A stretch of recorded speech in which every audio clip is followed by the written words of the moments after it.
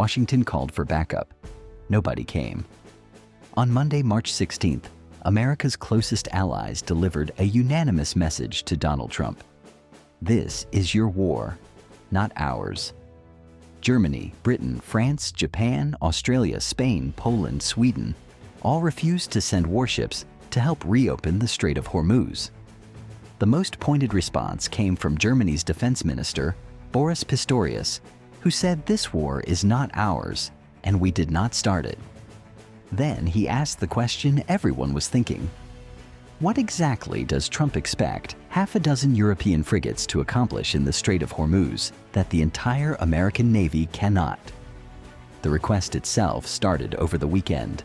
Trump told the Financial Times it would be very bad for NATO's future if allies refused to help keep the strait open. He named names: China, France, Japan, South Korea, the United Kingdom. Then he took to social media, calling on every nation that depends on oil flowing through Hormuz to send ships immediately. The response was swift and brutal. German Chancellor Olaf Scholz declared the conflict has nothing to do with NATO, emphasizing that the alliance exists for territorial defense and has no mandate for this operation.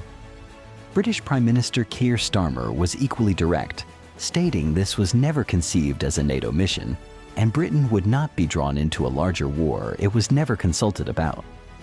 Italy distanced itself entirely.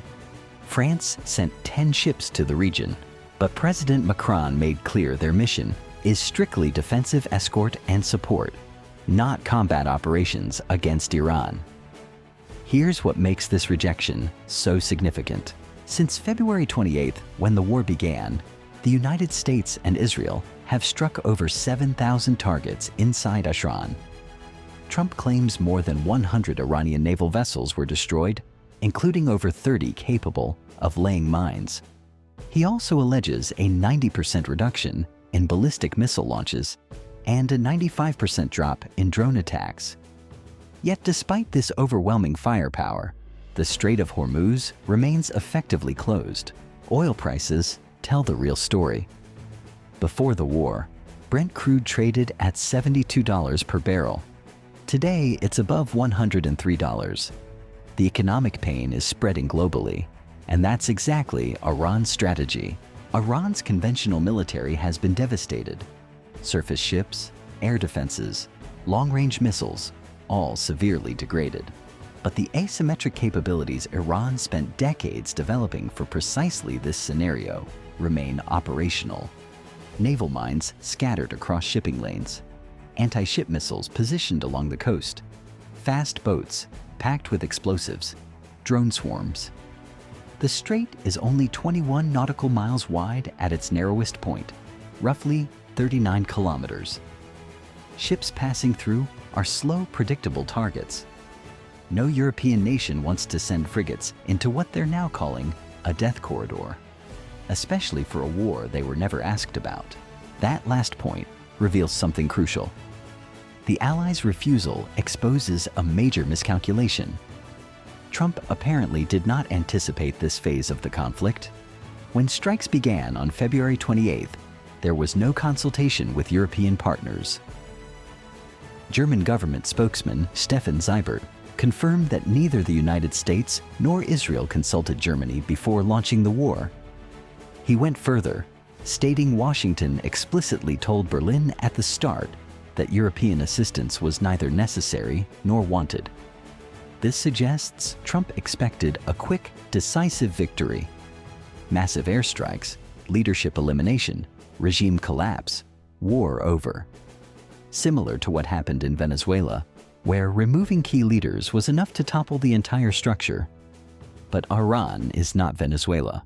The Iranian regime has institutional depth, command redundancy, and an asymmetric military doctrine designed specifically for prolonged conflict against a superior conventional force. The Islamic Revolutionary Guard Corps prepared for decades, not to win a conventional war they know they'd lose, but to wage asymmetric warfare targeting the economic lifelines of American allies. Iran lost the conventional battle, but they're winning the asymmetric one, And Trump now faces a problem with no easy solution. With international support off the table, Trump's options have narrowed dramatically. He can either negotiate with Iran to reopen the strait, which would effectively admit the war failed to achieve its core objective, or he can escalate. All signs point toward escalation, and there's one target now dominating military planning in Washington: Karg Island. Karg sits in the northern Persian Gulf, roughly 25 kilometers from Iran's coastline. It's only 20 square kilometers in size, but its strategic importance is staggering. Over 90% of Iran's oil exports flow through this single island. Massive storage tanks, deep water loading terminals, pipelines connecting directly to the mainland. Control Karg, and you control Iran's economic jugular.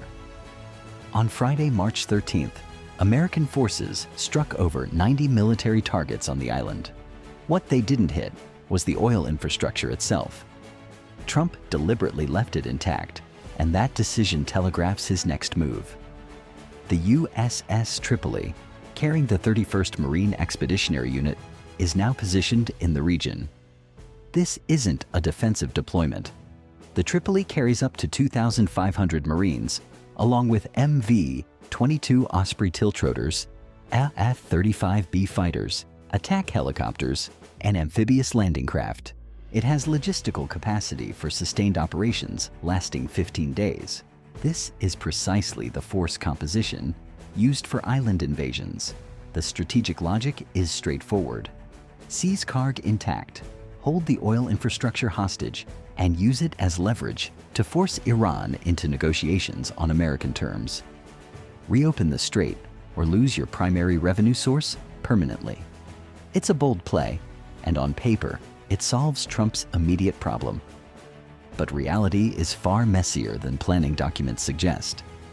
To reach Karg, the Tripoli and its escort ships must transit the Strait of Hormuz, the same strait that's mined, covered by coastal missile batteries, and patrolled by explosive-laden fast boats. Even if the amphibious group successfully navigates that gauntlet and Marines establish a beachhead, Karg sits just 25 kilometers from the Iranian coast, well within range of everything Iran has left: missiles, drones, coastal artillery, torpedo boats. Holding the island would require constant air cover, layered missile defense, and secure supply lines running through hostile waters. The initial landing might succeed quickly. Holding the island for weeks or months is an entirely different challenge.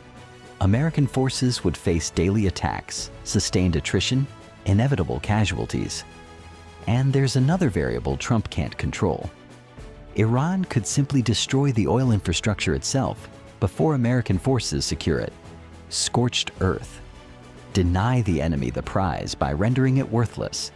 It's a tactic as old as warfare itself, and it would completely undermine the operation's strategic purpose. So Trump faces a genuine dilemma. Negotiate from a position of incomplete victory, admitting the war didn't accomplish what was promised, or launch a high-risk amphibious assault that could easily turn into a protracted nightmare. Meanwhile, every day the strait remains closed, oil prices climb higher, global economic pressure builds, and Iran's strategy of economic warfare proves increasingly effective. The irony is stark.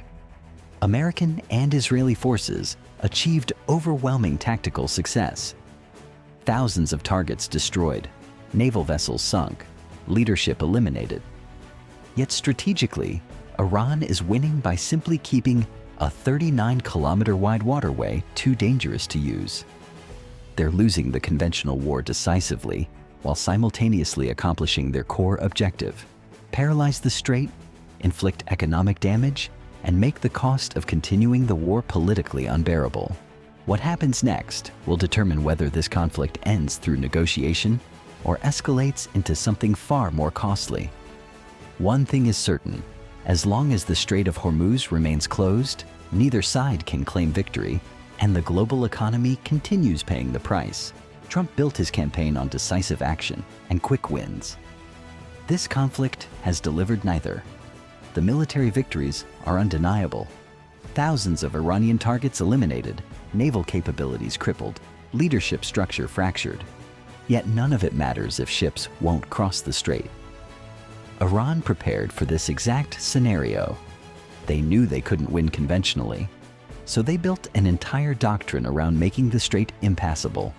Cheap mines, fast boats, coastal missiles. Low-tech weapons defeating high-tech dominance through geography and persistence. The question now isn't whether Iran's conventional forces can survive. They can't. The question is whether Trump can achieve his objectives before the economic costs become politically impossible to sustain. Every day that passes with oil above $100 per barrel, that calculation shifts. Europe won't help. Asia won't help. Trump is isolated with two bad options: negotiate from weakness or gamble everything on Karg Island. Neither guarantees the outcome he needs. And Iran, battered but still fighting, has already demonstrated they're willing to drag this out as long as necessary. The strait remains closed, the clock keeps running, and the world watches to see who blinks first.